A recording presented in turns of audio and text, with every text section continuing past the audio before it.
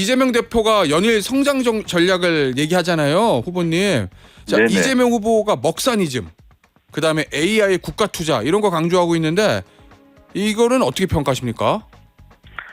지금 성장 이야기는 20년 전에 이미 흘러간 그 레코드판 트는 것이지요. 그래요? 예. 네, 이미 20년 전에 그 노무현 대통령 때 제가 비전 2030이라고 하는 국가 장기 전략 만들면서 예. 그 성장이냐 분배냐 하는 그 논쟁에는 종지부를 찍는 그런 국가 전략을 세웠습니다. 예.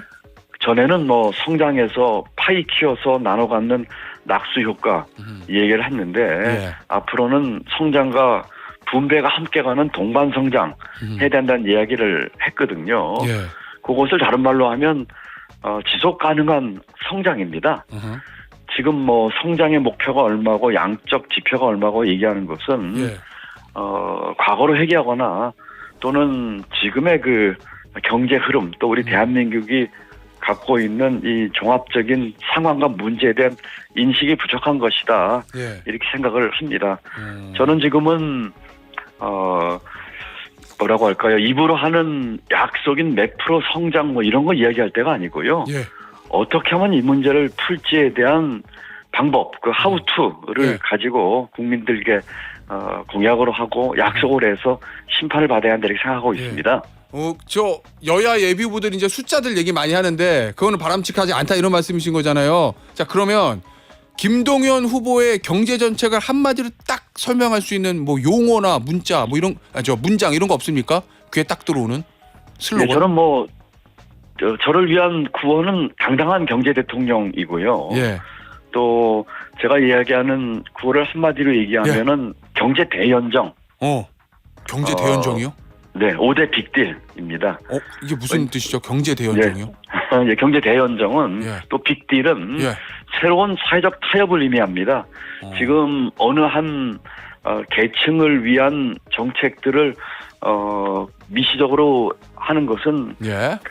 우리 경제 문제를 해결할 수가 없기 때문에 경제 주체 간에 예. 또는 경제 대상 간에 서로 간에 주고받는 빅딜이 필요하다. 예를 들면 제가 5대 빅딜 중에서 기회경제 빅딜을 이야기했거든요. 예. 이것은 삼각 빅딜입니다. 기업과 노동자와 정부 간의 삼각 빅딜입니다. 예. 기업에게는 일자리를 늘리고 투자를 할 수 있는 그런 생태계를 만들어주는 것이죠. 예.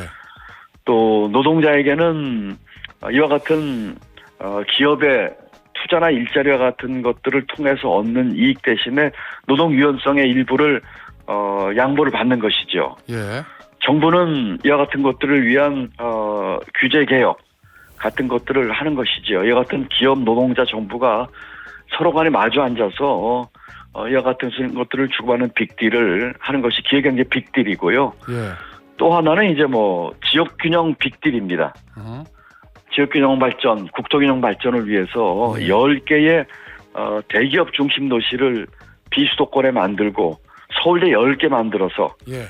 우리 국토 균형 발전을 하고 대통령실 국회 즉각 세종 이전 예. 같은 그런 빅딜을 하는 내용이고요. 예. 또 기후경제 빅딜, 기후산업 투자, 또 건전한 에너지 믹스 이런 것들을 경제 대연정을 통해서 하자는 의미에서 이것은 방법론을 이야기하는 것이거든요. 예. 경제 대연정을 제가 주장하고 있습니다. 알겠습니다. 청년들과의 소통을 많이 강조하셔서 요즘 청년들은 사실 와스치 이마이백이라고 해가지고 가방이 보드러진지 공개하는 그런 게 좀 밈처럼 유행인데 오늘 그 컨셉이 백팩 말고 TMI니까 혹시 가방 공개를 해주실 수 있을지 어떠실까봐 오늘 많이 들어있는 것 같아가지고 가방 안에를요? 그걸 공개하는 게 요즘 청년들한테 유행이에요. 두 가지 질문입니다. 가방을 좀 이렇게 비우고 올 걸 잘못했네요. 예, 그 추경과 그 세수펑크는 만약에 세수펑크가 안 나고 재정이 건실했다고 하면은 대부분의 경우는 추경에 그 필요가 없었던 상황이었을 거예요. 지금 대한민국은 경제가 어렵고 민생이 바닥입니다.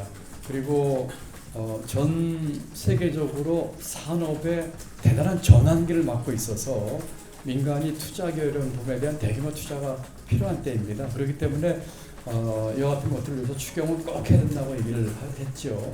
50조 얘기는 어제 오늘 처음 한 얘기가 아니고 제가 이미 1월 달에 신년 기자회견에서 이미 50조 규모의 추경 이야기를 했습니다. 세 가지로 이야기를 용도는 했는데 소상공인 자영업자 중소기업에 대한 것, 그다음에 민생회복지원금 전 국민에게 다 깔아주는 게 아니라 어려운 계층에 촘촘하고 두텁게 주는 것, 그리고 미래 먹거리를 위한 그런 투자, 이 세 가지에 50조 투자하려는 것을 이미 1월 달에 이야기를 했습니다. 세수 펑크가 있긴 합니다만은 이것은 일정 규모의 국채 발행을 통해서라도 지금은 추경을 해야 할 거라고 생각을 합니다. 우선은 세출 구조 조정이나 세출 안에서의 조정을 전제로 해서 필요하다면이 아니라 상당한 부분의 국채 발행이 불가피할 것입니다. 그렇지만 그 국채는 생산적인 투자가 될 것입니다. 이와 같은 추경을 통해서 경제가 활성화되고 내수가 살아나고 투자가 살아나면 다시 재정 수입이 늘어나는 선순환 구조가 되기 때문에 그런 것은 중기적으로 충분히 관리할 수 있고 잘할 수 있다고 생각을 합니다. 제 가방 안은 뭐 이따 열어서 보여드리겠습니다만 보고 싶어 하시니까 뭐 여러 가지 자료 정도가 있고 제 태블릿은 가방이 좀 무거워서 차 안에 넣고 다니고 있고 안에는 좀 자료만 있고 앞에 개인 뭐 오늘같이 점심 먹고 그 세면장에서 뭐 양치하는 도구 정도 그 정도 있습니다만 대부분은 관련된 자료들이라고 말씀드리고 싶습니다. 네, 마지막 질문. 마지막 지금 안산을 가야 돼요. 어느 부분을 지금 줄여야 된다고 생각하시는지 이거 좀 말씀해 주시면 감사드립니다. 고맙습니다. 제가 세종시로 대통령 취임 다음 날 직무를 하겠다고 하는 것이 가능한 이유는 대통령실을 대폭 슬림하기 때문에 가능합니다. 그리고 그것이 또 가능한 이유는 개헌으로 인해서 이 권력 구조를 바꾸면서 하면 좋겠지만 그렇지 않다고 하더라도 책임 총리와 책임 장관제를 할 것이기 때문에 가능합니다. 만약에 제가 책임 총리, 책임 장관과 함께 일을 한다면 과거로 얘기하면 청와대 안에 있을 것이 아니라 세종시에 거기 총리 장관들 다 있는 데서 필요하면 수시로 만나고 하는 것이 필요한 것이죠. 그렇다면은 각 부처를 관장했던 지금의 대통령실의 조직 체계는 근본적인 변화를 가져야 할 것입니다. 외교안보 측을 제외한다면 제가 청와대에서 3번 근무했었거든요. 외교안보 측면을 뺀다면은 약 100명 정도 규모면은 대통령실은 운영이 가능할 것이다 생각을 하고 있고 수석제도 폐지할까 합니다. 왜냐하면은 수석제 대신해서 총리와 책임 장관과 하면 되는 것이기 때문에 그렇습니다. 요컨대 제가 기득권 개혁 이야기를 많이 했는데 그 중에 첫 번째가 권력기관 기득권 깨기입니다. 그 첫 번째가 대통령실, 두 번째가 기획재정부, 세 번째가 검찰입니다. 그런 문화 속에서 오랫동안 지내왔던 분들은 기존의 그 시스템에서 벗어나기 어렵거나 또는 그거를 고수하려고 하는 그런 유인에 빠질 것입니다. 아주 개혁적으로 보고 기득권 깨기에 가장 앞장서고 있는 제 눈으로 보기에는 또 정부 조직 개편을 제 손으로 직접 2번 한 제 전문성으로 봐서는 대통령실은 외교 안보 빼고 지금 한 500명 정도 규모를 한 5분의 정도 줄일 수 있다. 그리고 훨씬 더 효율적으로 운영할 자신이 있다. 그렇기 때문에 취임 다음 날 바로 직무를 세종시에서 할 수 있다라고 저는 확신하고 있습니다. 네, 오늘 백팩하고 TMI는 여기까지 하겠고요. 내일은 가방 보시겠시는 분들 없어요? 그냥 여기서 하시면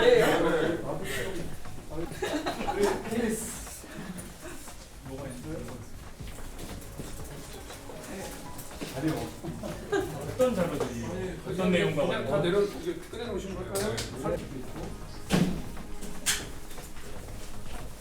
내일 친 양말잖아요.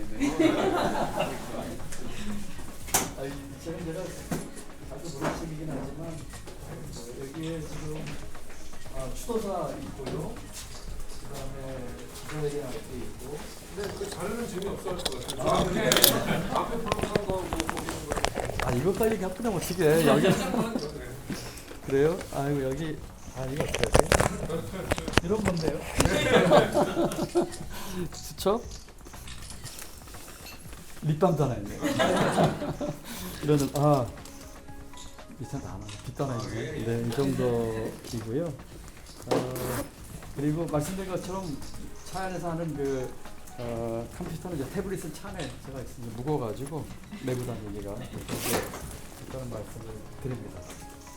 그리고 참 오늘 지금 막 들어오는 그 건물의 그 관리인이 제 팬이라고 하면서 사인을 어저께 받아가더니 그 답례로 이와 같은 글을 적어 주셨어요. 지금 오다가 지금 그 주셨는데 저는 무심코 너무 감사하다고 했는데 제가 한번 읽어드릴까요? 최근담 이야기인데 한자가 쫙 있으니까 한자 빼고 이걸 해석하면 기러기가 깊은 연못 위로 날아갔으나 연못에 그림자를 남기지 않는다. 고로 군자는 대업이 닥치면 그 마음을 일으켜 대응한다. 그리고 일이 끝나면 그 마음을 비운다. 김동윤 지사님 응원합니다. 이게 이 건물 관리인이 준 메모입니다. 찍으셔도 좋고요. 대장동 사건 재판에 참석하느라 오늘은 공개 일정을 잡지 않은 이재명 민주당 대선 경선 후보. 아플 때 국민 누구도 걱정 없는 나라를 만들겠다며 SNS를 통해 보건의료 분야의 공약을 발표했습니다.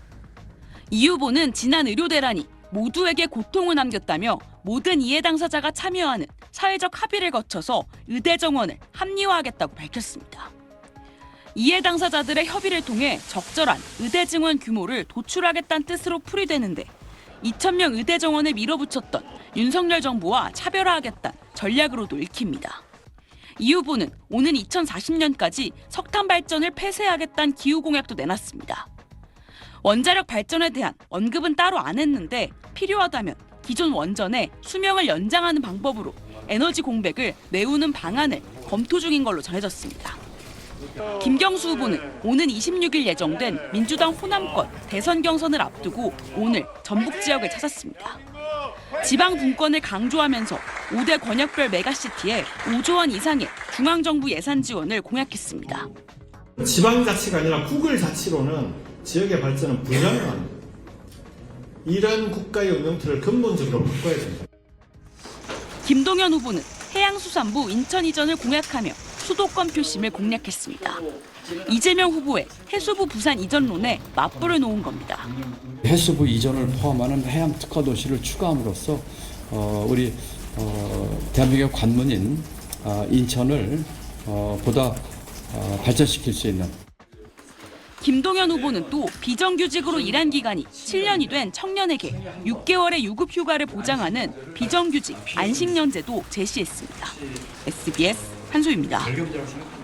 기호순으로 이재명, 김경수, 김동연, 민주당 대선 경선 후보들이 처음으로 나란히 섰습니다. 당 공명선거 협약식에 참석해서 한 목소리로 이렇게 외쳤습니다. 정권 교체! 이재명 후보는 누가 대선 후보가 되든 반드시 이겨야 한다고 말했습니다. 경선 과정이 배제의 과정이 아니라 함께하는 역량을 더 키우는 그런 과정이 될 수 있도록 저 자신부터 노력하겠습니다. 이어 새 후보는 세월호 참사 11주기 기억식에도 함께 참석했습니다. 민주당은 어제 권리당원 대상 충청권 온라인 투표를 시작으로 경선 레이스에 돌입했습니다. 이재명 후보는 성장과 통합이란 싱크탱크를 출범시켰는데 유종일 전 KDI 국제정책대학원장과 허민 전남대 교수가 상임 공동대표를 맡았습니다. 진보 성향의 경제학자로 분류되는 유 전 원장은 최근엔 성장을 통한 분배를 강조해왔습니다. 성장과 통합은 3% 잠재 성장률, 세계 4대 수출 강국, 1인당 국민소득 5만 달러 달성을 뜻하는 345 성장 전략을 제시했습니다. 김경수 후보는 인공지능, AI 투자에 방점을 찍은 경제정책을 공개했고 AI 주권 확보와 산업의 전환은 전략적 국가 투자의 핵심 분야입니다. 향후 5년간 총 100조 원 규모 민관 공동 투자로 충북 음성 출신인 김동연 후보는 지역 균형 발전을 강조하면서 첫 지역 순회 경선지인 충청권 표심 잡기에 나섰습니다. 대기업들이 본사, 또 공장, 연구소를 지방으로 옮기는 그런 결정을 하게 되면 정부에서는 법인세 20년간 감면. 충청권 경선 결과는 온라인 투표 등을 거쳐 모레 발표됩니다. SBS 한소희입니다.